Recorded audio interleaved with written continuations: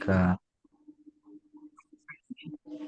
Assalamualaikum warahmatullahi wabarakatuh. Kami dari kelompok 4 akan mempresentasikan salah satu bab dari audit manajemen, yaitu audit sistem kepastian kualitas. Sebelum masuk ke materi, saya akan memperkenalkan anggota dari kelompok kami.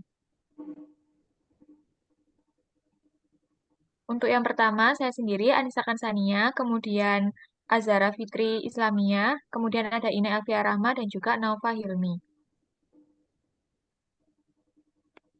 Yang pertama, saya akan menjelaskan tentang apa itu audit sistem kepastian kualitas.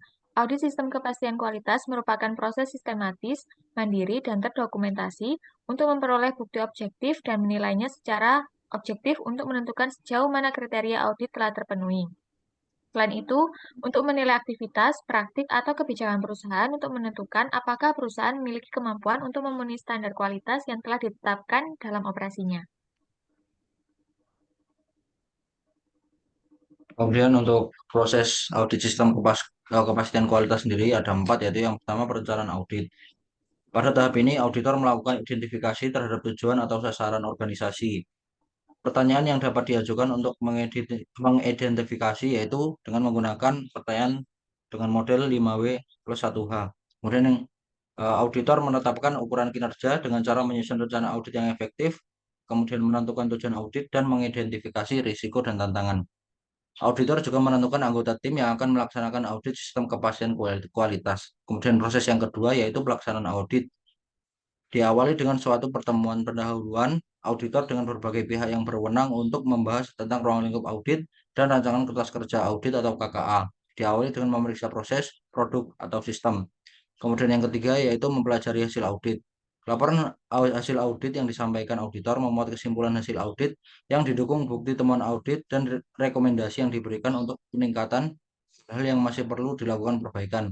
Kemudian proses audit sistem kepastian kualitas yang keempat yaitu adalah tindakan perbaikan. Organisasi didampingi oleh auditor mengimplementasikan rencana tindakan perbaikan yang telah ditetapkan.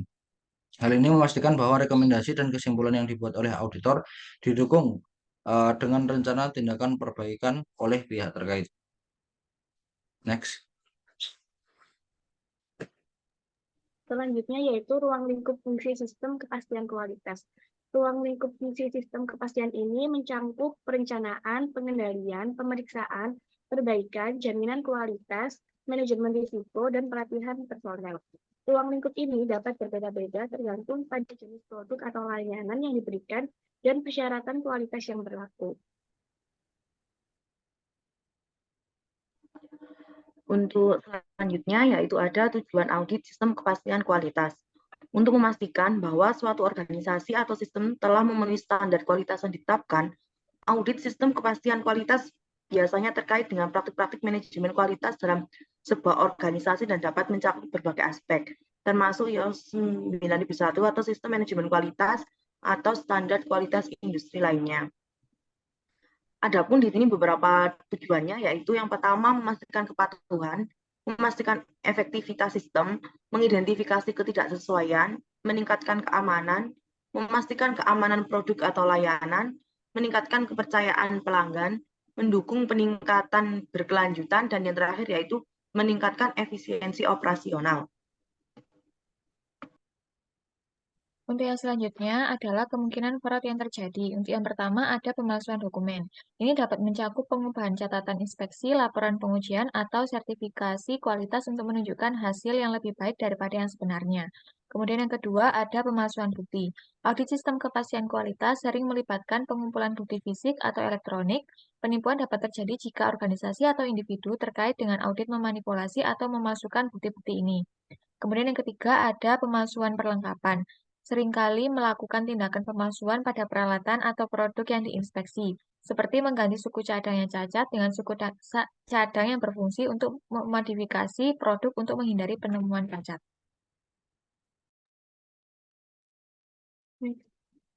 Selanjutnya yaitu penyajian informasi tidak benar.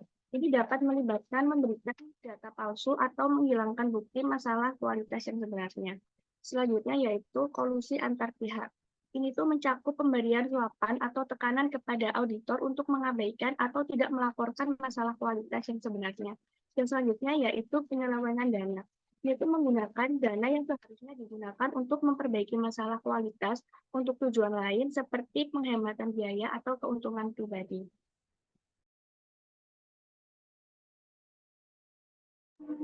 Untuk selanjutnya yaitu ada contoh kasus audit kualitas, yang dimana yaitu ada RSUD Kabupaten Temanggung melakukan kerjasama dengan berbagai pihak. Itu misalnya ada Askes, Jamsostek, Jasara Harja. Maka semakin banyak aturan yang diterapkan, semakin banyak standar operasional prosedur atau SOP pelayanan yang diterapkan, sehingga petugas pelaksana itu dituntut untuk mengetahui dan bisa melaksanakan SOP. Namun, yang terjadi standar operasional prosedur dari berbagai pihak itu belum dilaksanakan secara optimal karena kurangnya mengkomunikasikan kebijakan yang tertuang dalam SOP yang terkait kerjasama dengan pihak ketiga tersebut. Jadi untuk penyebabnya itu dan juga didukung dari penyebab dari yang ada di rumah sakit tersebut itu jumlah perawat yang masih kurang. Ada juga peralatan medis yang dimiliki rumah sakit itu belum tercukupi sesuai kebutuhan yang ada.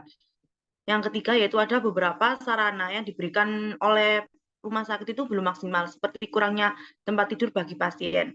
Untuk yang terakhir juga banyak SOP yang harus diterapkan oleh petugas karena adanya kerjasama tersebut. Kemudian akibat yang ditimbulkan yaitu yang pertama, terdapat kendala dalam pelaksanaan fungsi kepastian kualitas pelayanan rawat inap dan rawat jalan di RSUD Kabupaten Temanggung, terutama dalam hal manajemen sistem manajemen kualitas dan kurangnya pelaksanaan SOP dari berbagai pihak. Hal ini dapat mengakibatkan ketidaksesuaian dalam pelayanan dan meningkatkan risiko kesalahan. Kemudian akibat yang kedua yaitu RSUD Kabupaten Temanggung belum memiliki audit internal yang diperlukan untuk evaluasi dan pengambilan keputusan terkait tindakan perbaikan dan pencegahan. Kurangnya pengukuran, analisis, dan peningkatan dapat menyebabkan terulangnya ketidaksesuaian dalam pelayanan. Kemudian untuk rekomendasinya yaitu yang pertama, manajemen harus segera mengkomunikasikan kebijakan yang ada dalam SOP kepada para petugas, memberikan pengarahan yang diperlukan, dan bekerja sama dengan berbagai pihak.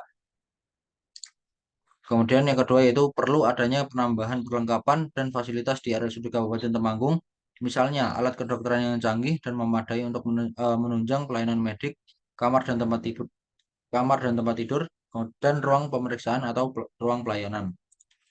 Kemudian yang terakhir yaitu perlu adanya penambahan tenaga medis seperti dokter spesialis anak, dokter spesialis penyakit dalam, dokter spesialis saraf dan perawat agar lebih maksimal dalam memberikan pelayanan terhadap pasien. Sekian, terima kasih dari kelompok kami. Bila ada kurang atau lebihnya mohon maaf. Assalamualaikum warahmatullahi wabarakatuh.